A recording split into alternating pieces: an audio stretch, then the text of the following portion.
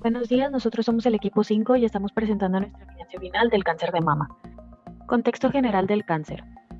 El cáncer es un conjunto de enfermedades que desarrollan una anormalidad de sus células ya que sufre un descontrol en su división y expansión en los tejidos del cuerpo humano. La diferencia entre las células cancerosas y las células sanas es la siguiente. Las células sanas tienen un ciclo determinado, el cual es crecer, dividirse y morir a medida que el cuerpo las necesita para formar y reemplazar nuevas células. Las células cancerosas ignoran las señales del cuerpo que, como la apoptosis, son capaces de evadir el sistema inmunitario y tienen la capacidad de dañar a las células normales. Todas las células cancerosas, sin distinción, tienen características iguales, que pueden ser la independencia de crecimiento afectando la homeostasis, ignoran los estímulos de crecimiento del cuerpo, tienen la capacidad de invadir el tejido que los rodea y tienen un potencial de replicación ilimitado. La energía de las células la obtienen por medio de la glicosis, que para generar energía o ATP, en este proceso la glucosa reacciona para transformarse en lactato y piruvato. Después el piruvato se utiliza en el ciclo de Krebs, donde reacciona con el acetil-CoA, finalmente produciendo ATP o la energía necesaria para la célula cancerosa. Todo esto se lleva a cabo en la matriz mitocondrial. Nuevas terapias contra el cáncer. Una de ellas es los inductores de la apoptosis, que causa la muerte celular controlada de las células cancerosas. También los inhibidores de la angiogénesis, que bloquean el crecimiento de los vasos sanguíneos que producen los tumores para usarlos para reproducirse. La terapia hormonal, que retiene el crecimiento de tumores cancerígenos que son sensibles a las hormonas. Algunos factores de riesgo de esas alteraciones son los siguientes.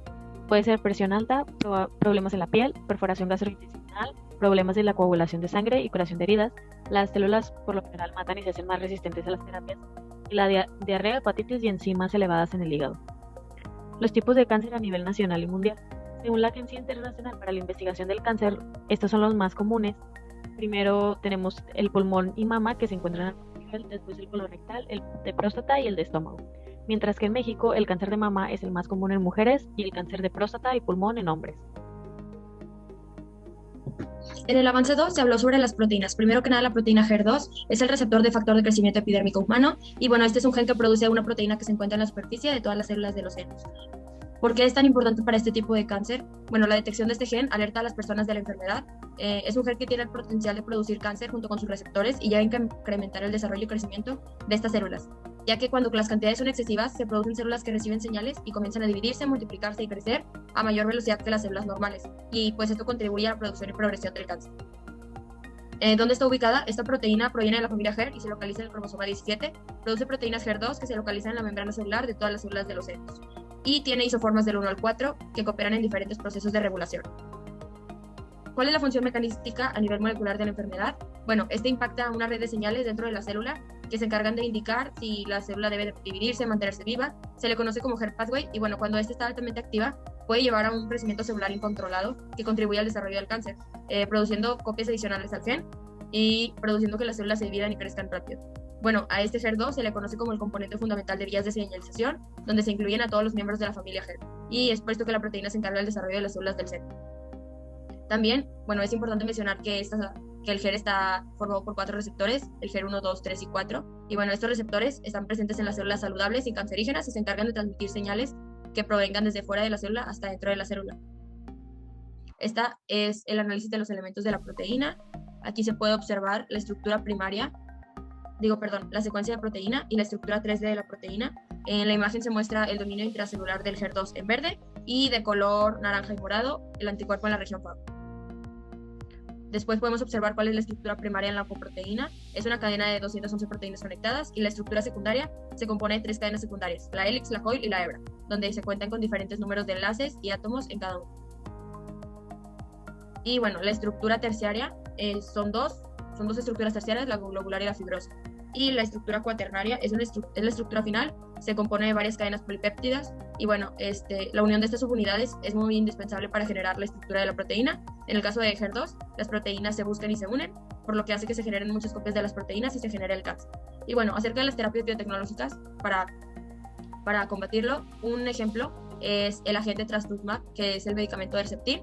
Bueno, este es un anticuerpo monoclonal humanizado, se focaliza en el receptor del HER2 y el tratamiento ya fue autorizado y tiene unos buenos resultados positivos en pacientes con cáncer positivo. Este medicamento funciona de 2 maneras, extra e intracelular. Los anticuerpos monoclonales, como se puede ver en la imagen, se unen al receptor HER2 en la superficie de la célula y le señalan al sistema inmune que lo destruya, al igual que inhiben las señales enviadas desde dentro de la célula, deteniendo el el crecimiento descontrolado. Y bueno, este anticuerpo se une al receptor HER2 sobre la superficie celular, inhibe sus señales intracelulares y alerta a las células del sistema inmune para que destruyan a la célula.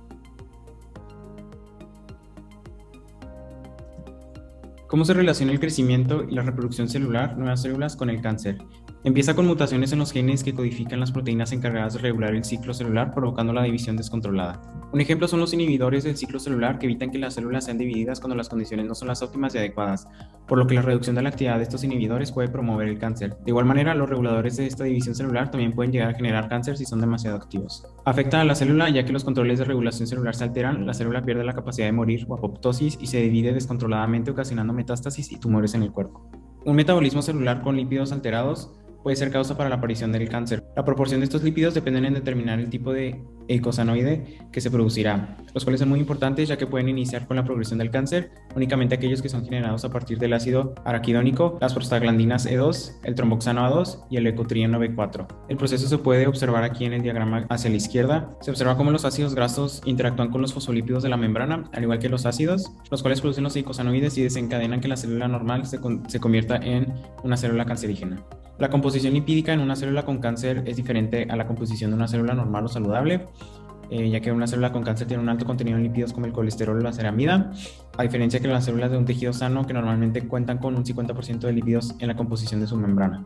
Este alto contenido de lípidos también modifica las propiedades de las células. Por ejemplo, las membranas de las células que hacen metástasis pierden sus propiedades adhesivas, permitiéndoles separarse del tejido cancerígeno y causar la metástasis. Las células del cáncer de mama y de próstata poseen una mayor concentración de balsas lipídicas, lo cual se asocia a una mayor sensibilidad apoptótica, potencialmente alterando la viabilidad de la célula cancerígena y su comportamiento metastásico. La obesidad es un factor peligroso en cuanto a cualquier tipo de cáncer, especialmente en el cáncer de mama hay una mayor probabilidad de desarrollar cáncer ya que como se tiene un mayor tejido graso aumenta los niveles hormonales de estrógeno e insulina, al igual que estadísticamente las mujeres con cáncer de mama y obesidad tienen un 11% menos de probabilidad de supervivencia comparado con las mujeres que tienen cáncer de mama y un peso saludable, al igual que las pacientes con obesidad tienen un mayor riesgo de complicaciones en procedimientos quirúrgicos que van desde la anestesia hasta la intubación o hasta fallas cardiovasculares. Mientras en cuanto a radiación o quimioterapia son menos efectivos, requiriendo más altas dosis para que puedan funcionar. Y las pacientes con obesidad tienen un mayor riesgo de recurrencia del cáncer. Como se puede observar en el diagrama, los adipocitos pueden proveer lípidos, los cuales se pueden utilizar como fuente de energía a través de la oxidación de los ácidos grasos y como elementos para la construcción de células tumorales y para su crecimiento. Por lo tanto, el aumento excesivo del tejido adiposo es un factor de riesgo y se ha observado que el tejido adiposo disfuncional en personas obesas libera una mayor cantidad de ácidos grasos, los cuales pueden estar involucrados en promover el crecimiento tumoral y su progresión. Y bueno, ahora vamos a hablar de los carbohidratos. Las principales características de los carbohidratos es descomponer azúcares y químicos para extraer energía. Esta energía va a ser fundamental para el cuerpo humano. La energía va a ser almacenada en los enlaces de glucosa, la cual se va a descomponer para que la energía salga. Las células van a agarrar esa energía y la van a crear en ATP, que son moléculas llamadas trifosfatoadenosina. Es súper importante acordarnos que el ATP es la energía principal que usan las células para principal, y esto se lleva a un proceso llamado respiración celular, que está conformada en 3 etapas en las células normales. La primera etapa es la glucólisis, que se va a descomponer glucosa en 2 moléculas de piruvato, se va a formar poco ATP, solamente 2 moléculas de ATP por glucosa. Luego se va a pasar al ciclo Krebs, donde se van a crear todavía más ATPs, y van a terminar en la fosforilación oxidativa, donde se van a crear 26 ATP por glucosa, solamente pasa en la mitocondria y se necesita del oxígeno. En cambio, en las células cancerosas solamente va a pasar la etapa de glucólisis. Haz de cuenta que se quedan estancadas en este proceso y solamente van a romper la molécula parcialmente. Esto es raro porque tienen oxígeno presente y supuestamente el oxígeno les va a ayudar a terminar esas 3 etapas, pero no lo hacen. Aquí solamente van a generar 2 moléculas de ATP por glucosa, lo que van a necesitar muchísimo más moléculas de azúcar para brindarle energía al cuerpo. ¿A qué se debe esto? A sus mutaciones en el ADN. Ahora hablando de los carbohidratos alimenticios, los más comunes son el azúcar, la fibra y el almidón, y son súper importantes porque las células normales van a convertir el azúcar y el almidón en glucosa, y la glucosa sobrante se va a guardar en el hígado y en los músculos de forma de glucógeno. Y las células cancerosas no van a hacer esto y solamente van a hacer que el metabolismo de la glucosa sea muchísimo más rápido. Los carbohidratos también son súper buenos porque existe una sugerencia de carbohidratos que contribuyen a no crecer el cáncer o prevenir el cáncer. Se recomienda carbohidratos con bajo índice glucémico porque un alto índice glucémico va a provocar un pico de insulina y esto va a incrementar los riesgos de provocar células cancerosas. También te recomiendan carbohidratos complejos unidos por enlaces beta, porque los enlaces beta tienen bajo índice glucémico, lo que hace que el cuerpo no los va a poder descomponer monosacáridos y no se va a disparar en la sangre. También te recomiendan carbohidratos de origen vegetal, porque está comprobado que controlan el cáncer, y es súper importante recordar que se necesita consumir azúcares con el estómago lleno para que no se provoque un pico de insulina, porque va a hacer que el disparo de insulina sea muchísimo más lento el proceso. Eso va a ser un estómago lleno. Bueno, ahora toca hablarles del avance 5, que es la integración de lo visto. Primero, ¿cómo afecta de forma socioeconómica? El cáncer es una enfermedad muy costosa. Cualquiera que la tenga va a tener que pagar una gran suma de dinero para las quimioterapias o para las dietas especiales. Eso sin contar, sin hablar en México, que en México el poder llegar a una quimioterapia es demasiado costoso. Y hablando ya de manera un poco más social, es que el cáncer de mama en México es la principal causa de mortalidad en mujeres, lo que viene siendo un gran problema, solo la enfermedad. Eso sin contar lo que conlleva el desconocimiento del cáncer en la sociedad. Bueno, los síntomas, efectos del cáncer vienen siendo muy parecidos a los de una enfermedad común y corriente. La única diferencia es que vienen siendo estos, ¿cómo decirlo?, que aparecen sin razón: la fatiga, el cansancio, las náuseas, la pérdida de hambre, la pérdida de peso. Lo único que pueden llegar a aparecer en la piel son lunares o bultos escamosos que empiezan a sangrar. Esos son como factores que podrían darte a entender que aparece cáncer, pero tendrías que irte con un doctor, un especialista, y que para poder definirlo.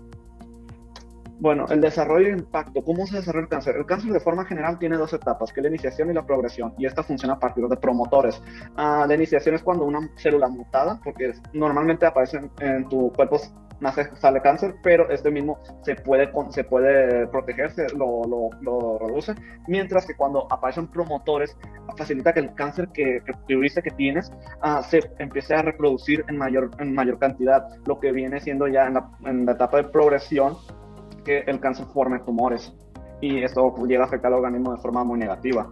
Y cómo obtiene la energía el cáncer viene siendo casi igual que una célula normal. Empieza con el proceso de glucólisis. El único detalle de las células cancerosas es que aquí se detienen, modifican su metabolismo y toman la glucosa, que luego descomponen en piruvatos.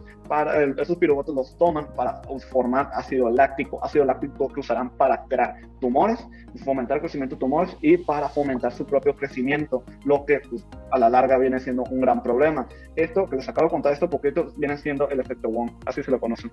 Ya sería todo de la base en 5. Muchas gracias.